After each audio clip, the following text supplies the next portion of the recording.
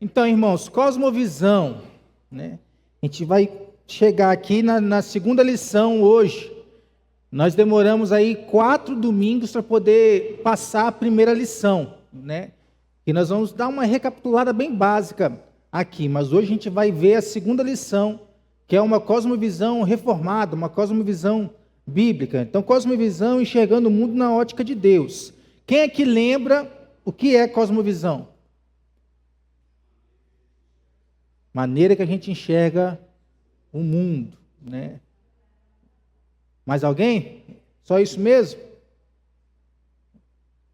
Conceito básico para você entender cosmovisão é esse, é a forma com que nós enxergamos o mundo. Essa é a definição, né?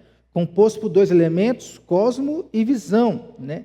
Universo, mundo, totalidade, a maneira como alguém vê o mundo. E todos nós temos uma cosmovisão diferente, né? Todos nós enxergamos o mundo, né? Todos nós tomamos as decisões baseado naquilo que a gente crê e nas nossas prioridades também, né? Então é um conjunto de crenças sobre os mais importantes temas da vida, aquilo que nos oferece um modelo ou um mapa da realidade, estruturando nossas percepções da realidade. É a maneira como nós enxergamos a vida e a realidade ao nosso redor, né? A visão que um determinado indivíduo ou grupo possui acerca da vida, do mundo, de Deus, de si mesmo e de suas interrelações. Nós estamos unidos aqui hoje, né, porque nós temos uma cosmovisão em comum, né? Nós temos algo que nos iguala a uma maneira de pensar no mundo. Deus nos tirou das trevas e nos trouxe para a luz, e assim também Ele transformou a nossa mente, transformou a nossa história, né? Nós vamos lembrar um pouquinho aqui, rapidinho, das funções da cosmovisão. Falei aqui sobre 4, né? Ela mostra a maneira correta de ver e viver a vida, uma cosmovisão bíblica, não uma cosmovisão, né, que não é bíblica.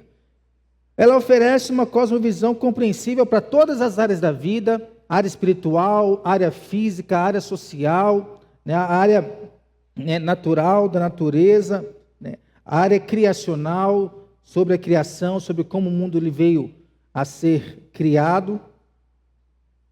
Ele constrói uma ponte entre as cosmovisões. Por quê? A gente pode pegar uma cosmovisão não bíblica, como nós vimos aqui várias, e fazer uma ponte com a Bíblia, né? Poder ver, dentro dessa balança aí, quem é que está vencendo?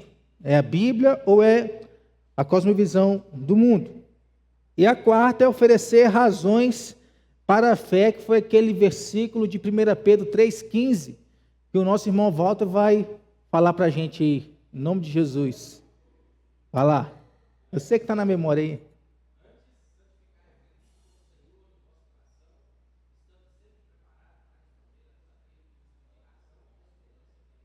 Amém. Razão da esperança que há em nós. Então nós vimos a função de uma cosmovisão, nós vimos os tipos de cosmovisões, que aí são cosmovisão secular e a cosmovisão bíblica.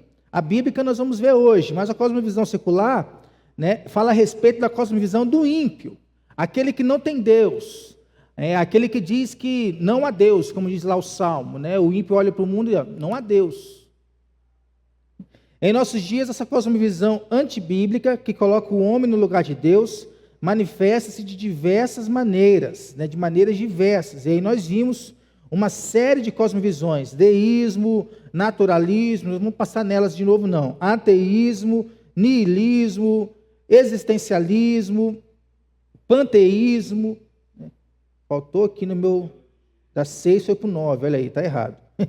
Ideologia de gênero, feminismo, entre outras que há aí no nosso mundo, que vem cada dia mais entrando na mente das pessoas, e se a gente não tomar cuidado, também vai entrando na mente da igreja. Materialismo, está fora da sequência aqui, dualismo, ideologia de gênero e feminismo, entre outras.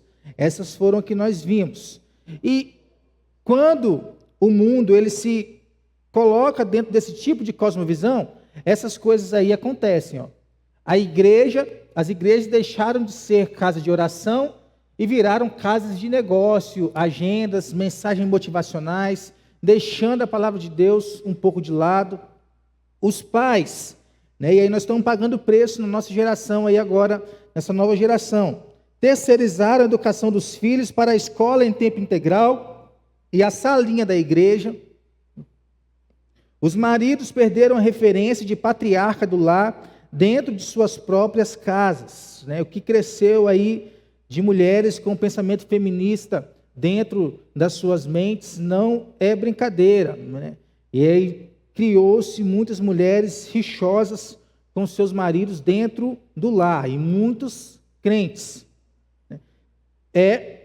As pessoas se acomodando às cosmovisões do mundo. E passando agora para a cosmovisão cristã, que é a parte 2 da nossa revista, né? A revista, infelizmente, ela só tem a parte digital, né? Eu teria que dar um trabalho para poder, né, digitalizar ela lá. Eu ainda não consegui fazer essa revista. Então, por enquanto, só eu que tenho acesso a ela. O cristianismo é mais do que frequência à igreja, correto? Correto, que é um estilo de vida. Nós vamos ver hoje, João capítulo 4, né, aquela mulher que Jesus ofereceu o evangelho a ela, e teve ali um conflito sobre a adoração, né? A adoração está acima da igreja, né? E o cristianismo também é mais do que frequência à igreja. Não quer dizer que nós não precisemos da igreja, pelo contrário, né? Mais do que também do que o estudo da Bíblia e obras de caridade. É uma maneira de ver e compreender toda a realidade. É uma cosmovisão, é uma visão de mundo. Então, quando eu falo, eu sou cristão, né, é porque você vê o mundo nos olhos de Cristo, aos olhos da Bíblia.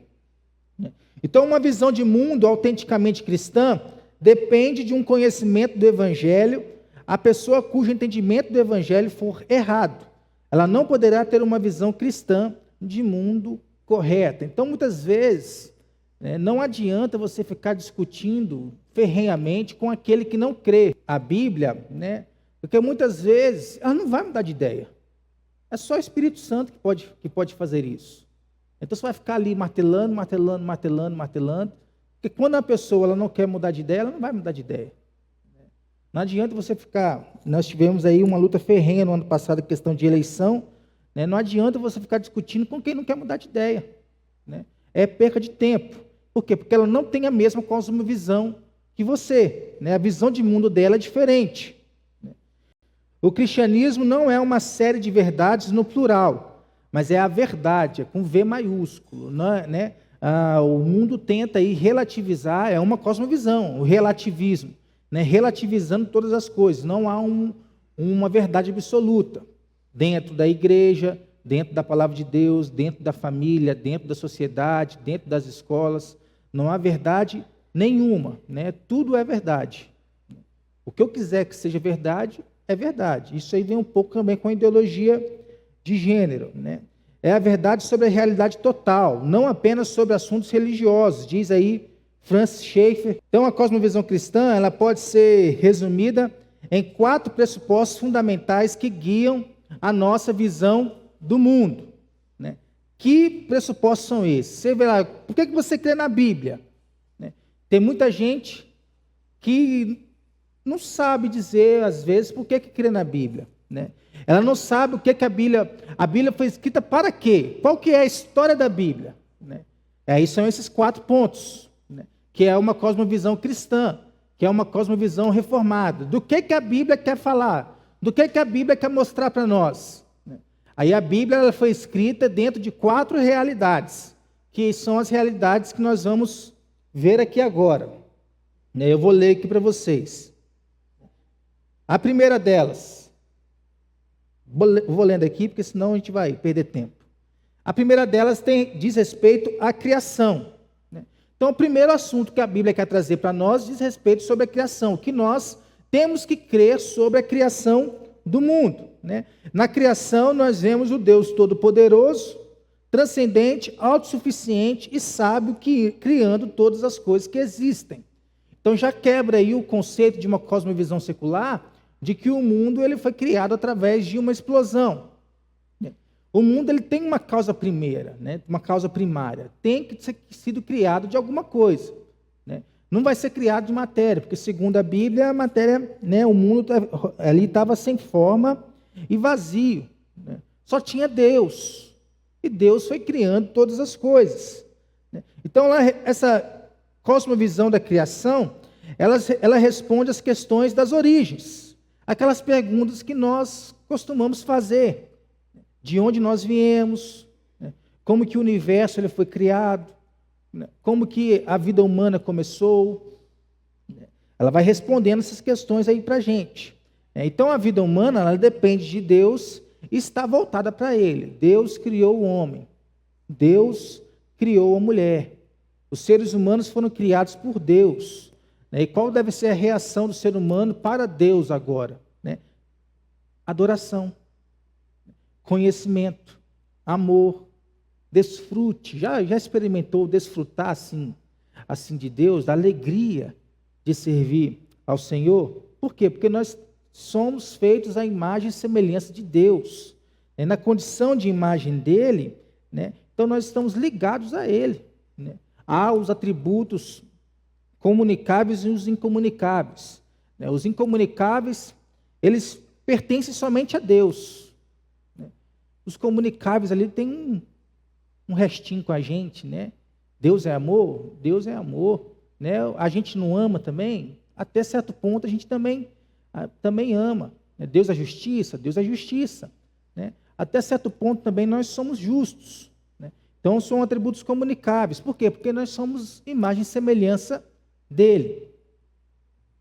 Então não existe algo como vida humana sem Deus. Toda vida humana é em resposta a Ele.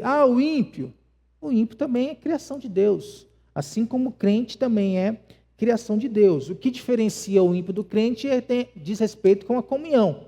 O ímpio não tem comunhão com Deus. O crente, ele deve ter comunhão com Deus. Se o crente não tem comunhão com Deus, ele está em rebelião contra Deus.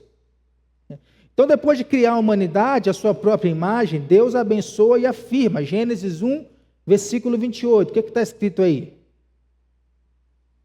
Quem vai ler para nós? Alma bondosa.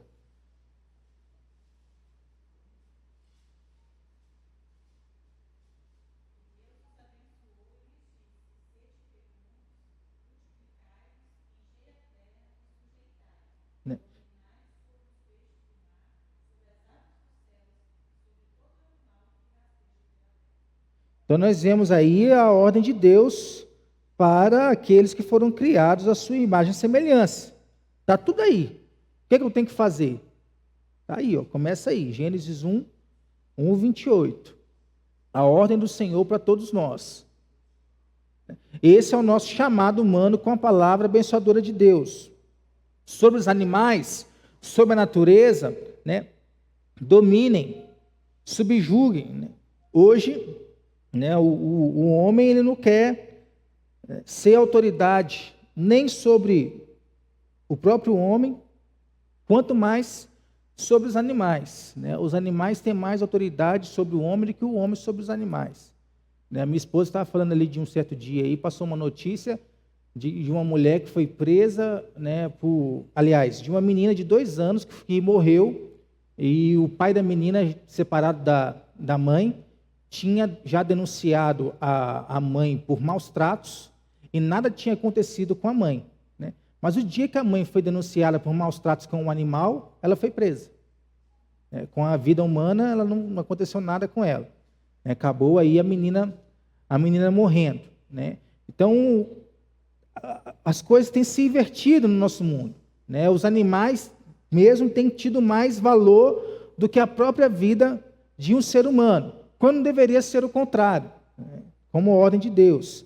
Passando para Gênesis 2, que continua o relato da criação, Deus coloca ali Adão e Eva em um jardim, onde tudo que podiam desejar é oferecido de bom grado a eles. Imagina você lá, comendo daquilo que tinha do bom e do melhor, né? Mas tinha uma restrição, somente uma, que era a árvore do conhecimento do bem e do mal. Essa era a proibição. Vocês podem desfrutar de tudo que tem aqui, só não faz isso não mexe com essa árvore Não, que senão vocês vão ser conhecedores do bem e do mal. Por que vocês acham que Deus dá esse mandamento? Deles poderem comer de tudo, menos da árvore do conhecimento do bem e do mal. Escolha. Mas o quê?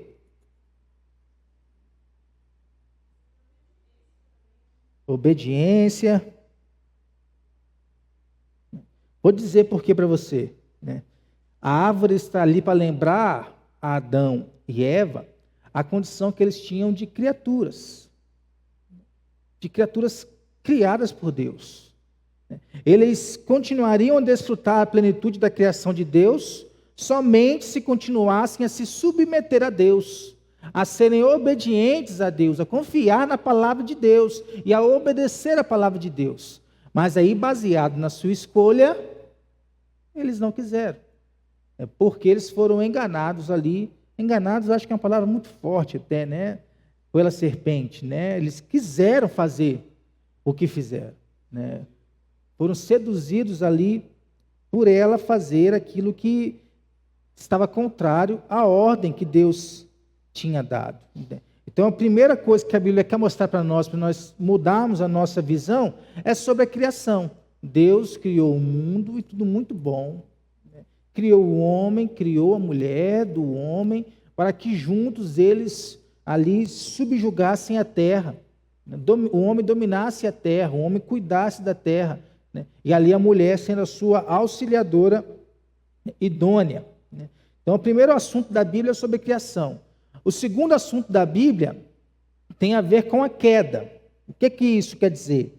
Na queda, nós vemos o homem transgredindo a lei de Deus e trazendo para o mundo os efeitos trágicos da queda. Aí a gente se pergunta, por que existe, né, fome, crianças desnutridas, né, miséria no mundo, entre outras desgraças, desculpe a palavra, dentro do nosso universo? O segredo está aqui.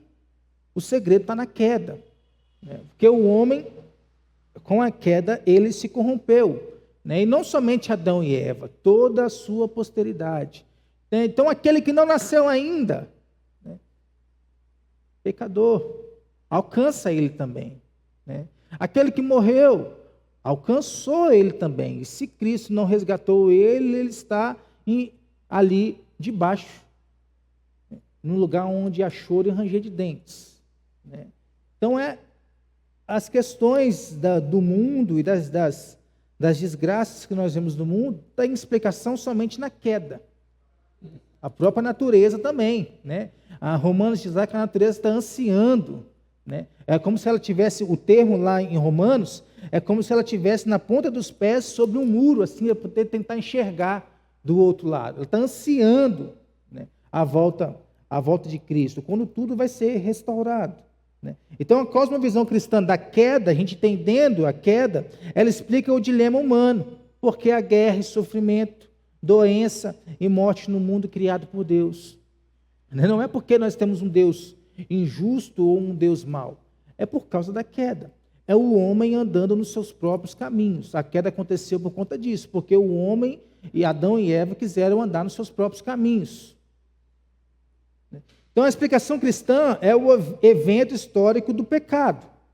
A queda foi a ocasião em que o homem decidiu deixar de ouvir a voz de Deus para dar ouvido à voz do tentador, à voz da serpente. Então, para Deus, Adão e Eva morreriam se comessem da árvore. Gênesis 2, versículo 17. Mas da árvore do conhecimento do bem e do mal não comerás, porque no dia em que dela comeres, certamente morrerás. Aqui está falando de morte espiritual, aqui também está falando de morte física, não é morte naquele momento. Comi, morri. Mas eles agora depois da queda, iriam passar por circunstâncias que antes da queda não era previsto, não pegou Deus de surpresa, né? Não eram para que eles passassem. Então, consistiu de uma transição da submissão a Deus para a autonomia. Eles foram ali seduzidos pela serpente. Vocês vão ser igual a Deus. Então, não precisa de Deus. Se vocês vão ter o mesmo poder que Ele, né, não precisa de Deus. Muitas vezes nós passamos a nossa vida vivendo dessa forma. Eu não preciso de Deus. Eu faço isso por mim mesmo, eu sou autônomo, eu mando em mim mesmo, eu cuido da minha vida, ninguém tem nada a ver com isso. Toda vez que a gente fala esse tipo de coisa, a gente está tirando Deus da história, a gente está agindo como Adão e Eva. Então a queda ela atingiu a base do conhecimento, pois deu uma resposta diferente à pergunta: o que é verdadeiro? A queda mudou isso. Porque a serpente diz: é certo que não morrereis. Passando para Gênesis 3, versículo 4. Essa é a palavra da serpente. É certo que vocês não vão morrer. Pode comer. Não vai acontecer nada com vocês, não. Então Eva decidiu duvidar da veracidade da palavra de Deus e fez uma experiência. Tá, então vamos ver. Deixa eu comer esse negócio aí, essa fruta aí, para ver quem é que está falando a verdade. Se é Deus ou se é essa serpente. Ela foi lá e fez. Então atingiu ali sobre o que é verdadeiro, a noção. A queda também atingiu a base dos parâmetros morais. Deu uma resposta diferente à pergunta: o que é certo? O que é verdadeiro se foi. O que é certo? Para Deus era moralmente certo que Adão e Eva não comessem o fruto daquela árvore. O certo é isso. Deus falou, eles tinham que seguir isso. Mas para a serpente, o certo era comer do fruto, porque Adão e Eva se tornariam como Deus. Então o certo agora é ser como Deus. Então deixa eu experimentar esse negócio aqui de ser como Deus. Eva confiou na sua própria avaliação do que era certo e do que seria melhor para ela. Então ela negou a palavra de Deus e a prerrogativa de definir o que é certo e errado. O versículo 6 aqui do capítulo 3 vai dizer o seguinte: vendo a mulher que a árvore era boa para se comer, agradável aos olhos e árvore desejável para dar entendimento, tomou-lhe do fruto e comeu, e deu também ao marido, e ele comeu. Então, tirou aquilo que era verdadeiro, tirou aquilo que era certo, deu uma resposta diferente. Mas também deu uma resposta diferente à pergunta: quem eu sou? Quem sou eu? Por quê? Para Deus, Adão e Eva eram criaturas dele, dependentes dele, subordinadas a ele, porque Deus era o Criador, mas não somente o Criador, Deus era o Senhor deles. Só que para a serpente era diferente. Eles sucumbiram à tentação de ser como Deus, tentando se colocar no lugar de Deus. Então eles não queriam mais ser criaturas. Eles não queriam mais ser sujeitadas ao senhorio de Deus. Então a queda deformou a imagem de Deus. Ainda somos a imagem e semelhança de Deus? Sim, mas não como éramos dentro da criação, não como Adão e Eva. Então a queda deformou a imagem de Deus não só em Adão e Eva, mas em todos os seus descendentes, ou seja, em toda a raça humana. Então toda a raça humana agora, ela nasce em pecado. Ela é pecador. Pastor, mas eu não consigo enxergar uma criança de 2 anos sendo pecador. Você não precisa enxergar. A palavra de Deus nos diz isso, então isso basta. Agora, preste atenção corretamente numa criança de 2 anos, de 3 anos. Coisas que elas fazem que você se pergunta: onde que ela aprendeu isso? Birra, mentira. Criança de 2 anos, 3 anos conta mentira. Conta. E muitas vezes a gente acha isso bonitinho.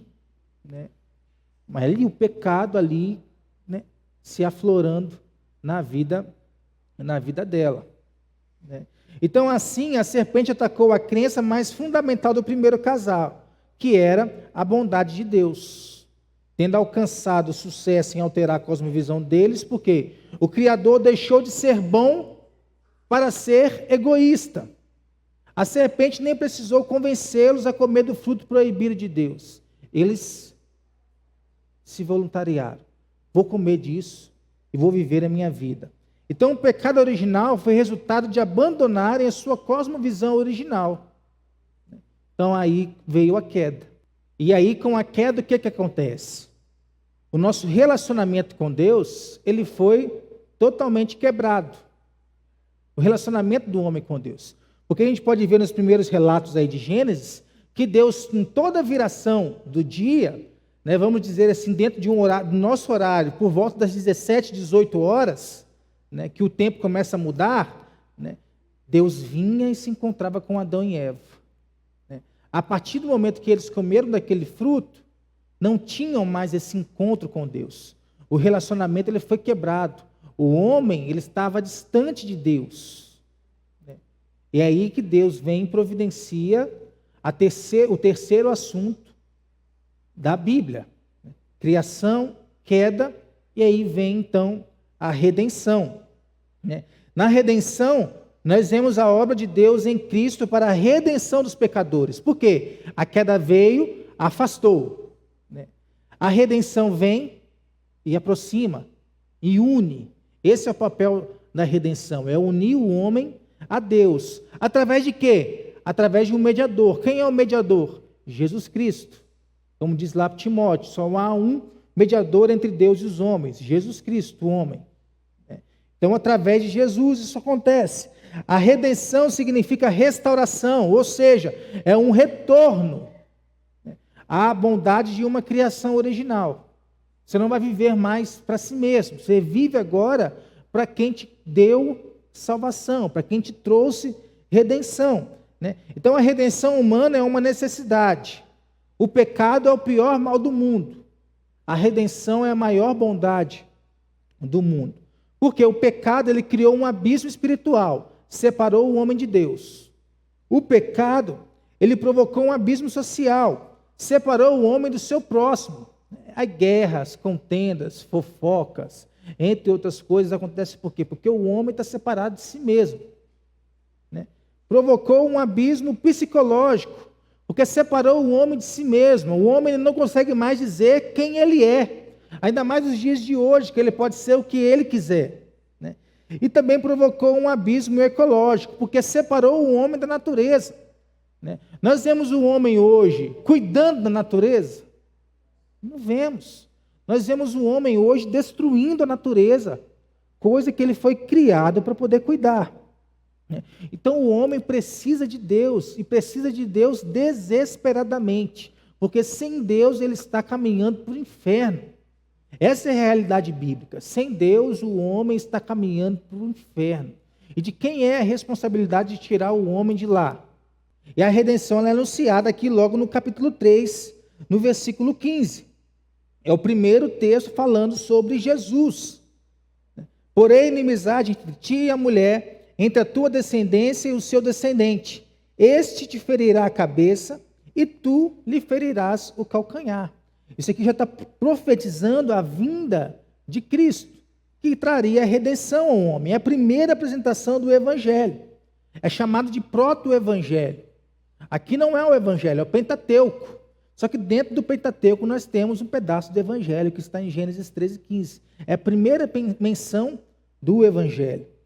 Então a redenção ela é uma iniciativa divina. Por quê? Vemos que mesmo antes da queda, Deus vinha se encontrar com o homem. Isso nos mostra muito sobre o Evangelho, porque o Evangelho não é o homem buscando a Deus, mas é Deus buscando o homem. Deus providenciou um caminho de volta para Ele mesmo através de Jesus. Mas isso acontece através da iniciativa dele. Por mim mesmo isso não vai acontecer. Por quê? Porque por mim mesmo isso é uma viagem. Por você mesmo, vamos assim dizer, você não estaria aqui. Tantos atrativos tem na rua aí, não tem? Ainda mais nesse calor que está fazendo. Aí nós vemos a criança de 2 anos, 3 anos. Hoje nós vimos isso. Vamos acordar, Daniel, para ir para a igreja? Não, deixa eu acabar de dormir. Fruto. Fruto. E eu vi ontem uma palestra em que o palestrante dizia que hoje nós temos uma geração que é a primeira geração, que são os filhos dos crentes, que não querem mais saber de Deus, porque sempre que o filho disse, não pai, deixa eu ficar em casa, não pai, deixa eu dormir mais um pouquinho, o que o pai fez? Foi e deixou. Aí quando o filho atingiu a maioridade e o filho foi para a faculdade, qual foi a primeira coisa que o filho fez? Deixa de lado a igreja. Então a primeira geração de crentes são não crentes, porque são filhos de crentes que não querem mais saber do Senhor. E a responsabilidade disso é de quem? Dos pais, do pai e da mãe. Então, Cristo é o agente da redenção. A obra de Cristo soluciona o problema da nossa culpa. Jesus foi o sacrifício escolhido por Deus para expiar o pior mal do mundo. Como diz João lá no seu evangelho, eis o Cordeiro de Deus, que tira o pecado do mundo. Quem é o Cordeiro de Deus? É Jesus. É Jesus quem sofreu naquela cruz pelo meu e pelo seu pecado. A redenção acontece dessa forma, é Jesus morrendo por nós, é Cristo morrendo por nós. Então, nas demais religiões, não acontecem como no cristianismo. Nas demais religiões, o ser humano providencia sacrifício para os seus deuses. E nós vemos isso acontecer muito lá no Antigo Testamento. No cristianismo é diferente. Deus providencia o sacrifício para o ser humano. Um sacrifício suficiente para que o homem possa ser salvo. Suficiente para todas as pessoas do mundo, mas eficiente somente para aqueles que creem no seu sacrifício. Então a cruz, ela é suficiente para alcançar todo mundo. Nós temos que pregar para todo mundo, nós temos que falar para todo mundo, mas não é todo mundo que vai ser salvo. Essa é uma cosmovisão que está dentro das igrejas. Todo mundo vai ser salvo. Então o que vale é o amor, o que vale é a bondade, o que vale é a forma que eu vivo a minha vida. As pessoas não querem mais ser subjugadas a uma liderança, muito menos ao senhorio de Jesus. Porque Jesus para elas não é Senhor.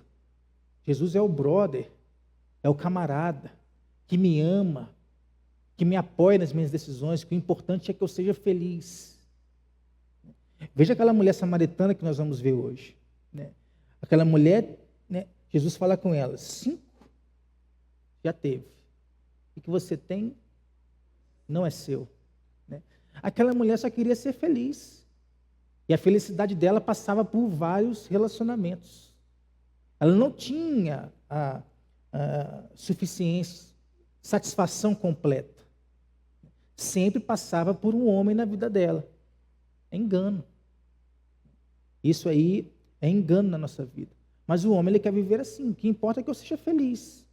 Então, ele não vai dar ideia. Ele pode até dizer que crê em Deus, como muitos dizem. Mas viver para Deus, tratar Deus como Senhor, tratar Jesus como Senhor, é diferente. Ela não quer fazer isso. Então, a redenção alcança toda a realidade. Quando nós pensamos na redenção, temos o homem como objeto da mesma.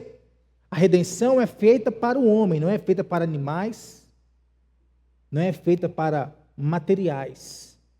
A redenção é feita para o homem. Vamos ter construção no céu? Não sei, pode até ser que sim. Vamos ter animal no céu? Não sei, pode até ser que sim. Mas uma casa hoje, ela não é salva. Um animal hoje também não é salvo. O homem, ele é salvo. A redenção é para o homem. Então, de acordo com a Bíblia, o alcance da obra redentora de Deus em Cristo é o homem, é para alcançar o homem. E alcançando o homem, alcança a sua mente. Então a sua mente é transformada e a sua vida é transformada. E ele não vive mais para si mesmo. Tanto de crente que tem vivendo para si mesmo hoje não é brincadeira. O homem vive para Deus. Essa é a redenção. Então ela alcança toda a realidade. Um dia tudo será redimido.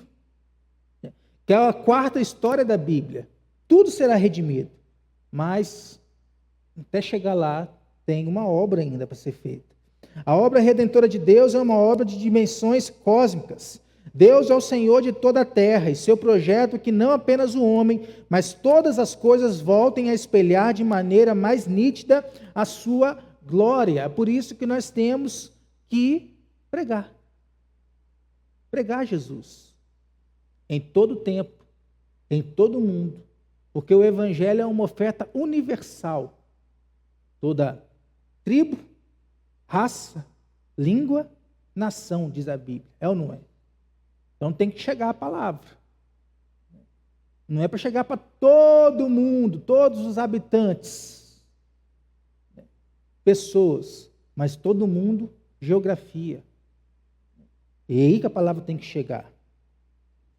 Somos agentes redentores da cultura. O que isso quer dizer? A redenção reforça a necessidade de envolvimento do cristão com a cultura. Porque a cultura, ela vai indo para onde? Para o mundo. Cada vez mais, qual palavra que eu posso usar aqui? Degradada. Cada vez mais, sem máscara. É o caminho da cultura. Aí vai o crente, ele vai seguir por este mesmo caminho? Se ele foi remido, se ele foi salvo por Jesus, ele vai seguir esse mesmo caminho? Não. Ele vai redimir a cultura. Ele vai pegar um outro caminho. Ele vai viver uma outra cultura, diferente da cultura do mundo. Então, se após a queda o próprio Deus não abandonou a realidade criada, mas se moveu redentivamente em direção a ela, nós também não devemos ter a postura de afastamento. A cultura está vindo aqui. Deus me alcançou. Eu vou para cá. E aí eu vou ser preparado para poder voltar para cá, na cultura do mundo, e fazer diferença dentro dessa cultura. Porque nós não somos do mundo, como diz João, mas nós estamos no mundo.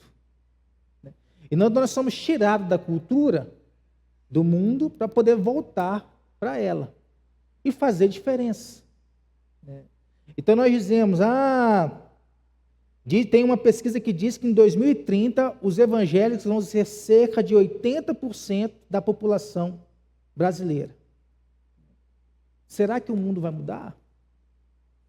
Hoje, onde você vai, tem crente. Aonde você vai, tem crente. Aonde você vai, tem valadarense. Crente valadarense tem em todo lugar do mundo. Vocês nem riram da minha piada. Poxa vida, deu certo não. Então, crente tem em todo lugar do mundo. Mas por que tem crente em todo lugar do mundo? Porque as coisas continuam como estão. Aí é que está a cosmovisão do crente. Talvez o crente não está fazendo diferença ali onde ele está. Eu estava vendo um pastor pregar, não, foi o vídeo que eu mandei essa semana lá no grupo da nossa igreja lá. O cara trabalhava já há 20 anos, o cara de uma igreja histórica, tradicional, o cara trabalhava 20 anos no lugar. Ninguém sabia que ele era crente e ele não tinha falado de Jesus para ninguém. A mulher de uma igreja ali mais avivada, com 3 meses de serviço, todo mundo sabia que ela é crente e todo mundo já tinha ouvido falar de Jesus. Olha só, tipo de cosmovisão transformada. A mente transformada. Enquanto um se afastou, a outra, eu sou crente, você precisa conhecer Jesus. Novamente voltando para João 4. Hoje nós vamos ouvir a palavra de Deus, muito bem ouvida. Sim, pode se preparar. Olha o encontro que Jesus teve com aquela mulher. Uma conversa iniciada se transformou em uma conversão. Quais são as nossas conversas? Quais são as conversas que nós temos tido com as pessoas? À noite a gente vê mais. A nossa postura não deve ser de afastamento, pelo contrário. Todo mundo tem que saber que você é crente. Todo mundo tem que saber que você ama Jesus, que você foi lavado e remido pelo sangue de Jesus. É diferente, a postura do crente com o mundo, ela é diferente. Apesar dele estar no mundo, ele tem que viver de forma diferente do mundo.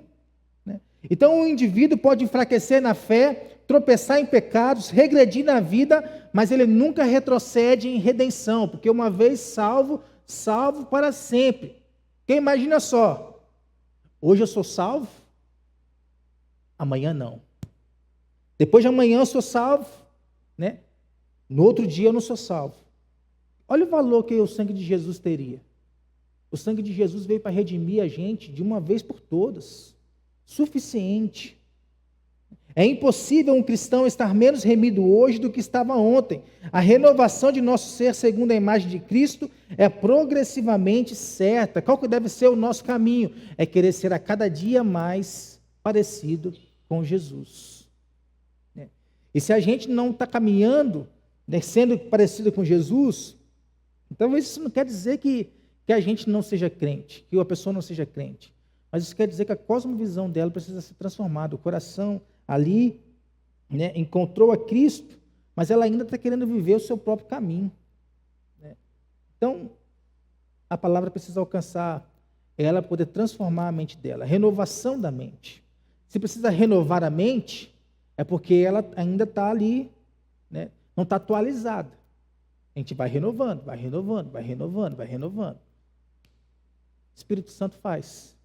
O papel do Espírito Santo.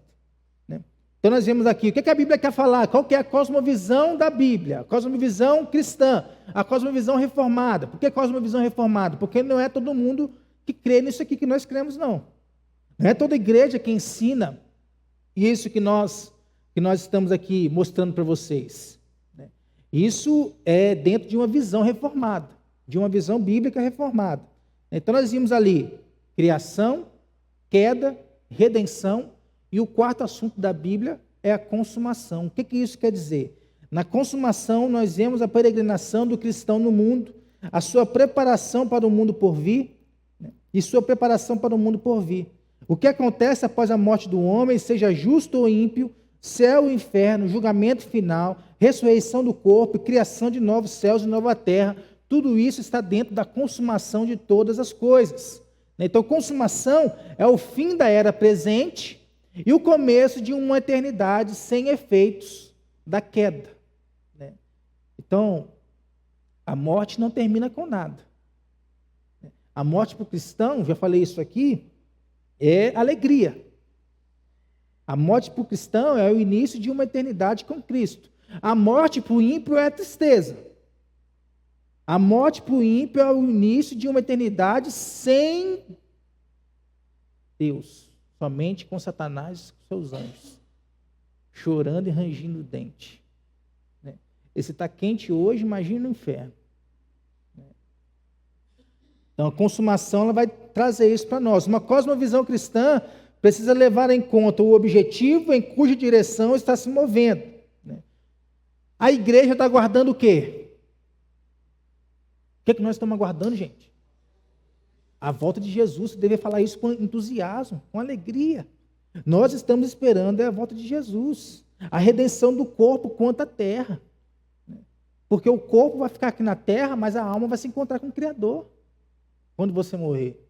Aí quando Jesus voltar e consumar todas as coisas, o seu corpo também vai se encontrar com sua alma e com o Criador. É isso que a Bíblia diz. Então a criação aguarda ansiosamente a sua redenção, a restauração. O crente que não tem ali a ansiedade, a expectativa da volta de Jesus, cosmovisão errada. Ainda não foi transformado por completo. Não está querendo ser uma cópia de Jesus. A criação não ficará para sempre na condição de corrupção, como está hoje. Um dia tudo será restaurado. O ser humano será restaurado, a natureza será restaurada, os animais serão restaurados, tudo. Por quê? Porque tudo foi consumido pela queda. A criação retornará ao que era no princípio, antes da queda. Se nós abrirmos aí Atos capítulo 3, lá no versículo 21.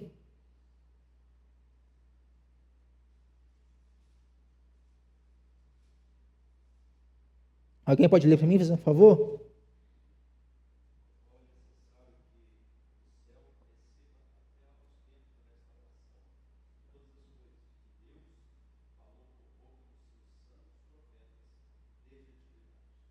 Então, um dia todas as coisas serão restauradas e a criação retornará a este tempo de restauração. Então, presta atenção. O que a Bíblia quer nos dizer? Você vai explicar a Bíblia para uma pessoa não crente. A Bíblia quer nos mostrar a história de que Deus criou todas as coisas. A Bíblia quer nos mostrar a história de que Deus criou todas as coisas, mas a queda sujou todas as coisas.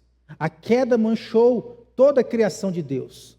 Você vai falar que apesar da queda ter manchado toda a criação de Deus, Deus providenciou para o homem a redenção e restaurou tudo novamente. Você vai falar para uma pessoa que sem Cristo, né, que um dia Jesus irá consumar todas as coisas e vai alcançar todo o nosso universo e vai restaurar todo o nosso universo. Você está explicando a cosmovisão bíblica em menos de um minuto. Deus criou tudo, a queda sujou tudo, a redenção restaura tudo e a consumação alcança tudo. É a Bíblia, é a história da Bíblia, é a cosmovisão bíblica, é a cosmovisão que os reformados creem sobre a Bíblia. Então, concluindo aqui, quando se trata de cosmovisão, não nos deixamos enganar. Todos nós temos uma cosmovisão. Todos nós. Pode ser igual ou pode ser diferente. Né? Quer ver uma coisa? Quem é cruzeirense aqui? Ó, atleticano. Americano. Americano tem nenhum. Misericórdia. Flamenguista. Aí, ó. Tem, mas o Elbert mais Amaral, cosmovisão diferente. Estão torcendo para times diferentes. Por que fazem isso? Cada um tem a sua história. Eu torço para o Flamengo por causa do meu avô, que tinha quadros do Flamengo, tinha medalhas do Flamengo, tinha camisas do Flamengo, e isso foi chamando a minha atenção. Cada um tem a sua história. Como foi criada essa cosmovisão. Todos nós temos uma cosmovisão, seja ela qual for. E essa cosmovisão irá definir a nossa participação no mundo. Essa cosmovisão irá definir como nós nos posicionamos diante das questões importantes deste mundo. Sendo assim, resta avaliar quais os fundamentos de nossa cosmovisão. Se são bíblicos ou não. Ou se são humanistas, se são dualistas, se são seculares. Qual que é a sua cosmovisão? Aonde você se encaixa? Então, a cosmovisão cristã provê uma maneira coerente e racional de viver no mundo, abrangendo todas as esferas da criação. Crente deve estar na política, crente deve estar na educação, crente deve estar na igreja, crente deve estar na família, crente deve estar trabalhando, crente deve estar em toda a esfera da sociedade, porque ele foi criado para isso. Agora, como que ele vai estar lá é o que é o segredo. Você vai viver aí na sociedade como crente ou como ímpio? Com a queda veio a maldição, com a redenção a bênção. Com a queda veio a desgraça, com a redenção a graça. Olha só que coisa maravilhosa. Com a queda veio a morte, com a redenção a vida. Com a restauração da criação, Deus colocará suas criaturas redimidas num habitat redimido. É isso que nós estamos ansiando. O nosso lugar não é aqui.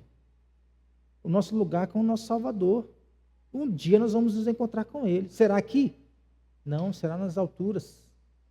Será lá na eternidade.